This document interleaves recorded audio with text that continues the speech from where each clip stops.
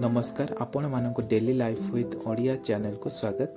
चलत 3 मिनिट भितर जानिबा ओडिशार ऐतिहासिक पूर्व नाम। ओडिशा इतिहास रे भिन्न भिन्न समय भिन्न भिन्न नाम रही। प्रथम नाम होची कलिंग।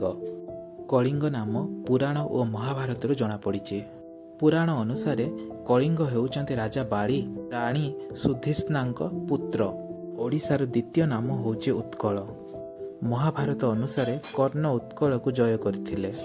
महाभारत अनुसार उत्कल कलिंगर उत्तर पार्श्व रही। तृतीय नाम होची महाकांतारा। यह वर्तमानर कलाहांडी जिला को दर्शाए। एही नाम गुप्त शासन समयर थिला। तृतीय नाम होची उड्र, जहा कोस्टाल एरिया बा उपकूलवर्ती अंचल को दर्शाए।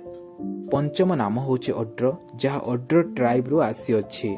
एही अड्र राज्यटी पहाड़िया अंचल थिला। यह कलिंग और साउथ कोसला मध्य रही। षष्ठ नाम होची ओडियाना। यह बुद्ध मानक ग्रंथ रे लेखा जाइछि।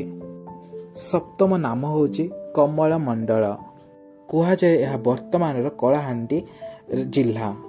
अष्टम नाम होची साउथ कोसला, जहा वर्तमान ओडिशार पश्चिम पार्श्व और छत्तीसगढ़ को नहीं गठन करा जायथिला। साउथ कोसल को शासन करुथिले रामंक पुत्र कुश। नवम नाम होची कंगड़, जहा वर्तमान गंजाम जिला को दर्शाए। 11तम नाम होची तोसाली, जहा अशोकंक पीरियड रे थिला। तोसाली थिला कलिंगर राजधानी, जहा वर्तमान धौली। 12तम नाम होची ओडिभिसा, जहा बुद्ध मानक ग्रंथ रे लेखा जाइछि। और 13तम नाम होची जजनगर। यह थिला ओडिशार ऐतिहासिक नाम। जदि आपण मानक ए वीडियो भल लागिचे प्लीज आपण माने एही चैनल को सब्सक्राइब कर दियंतु। रहुची नमस्कार।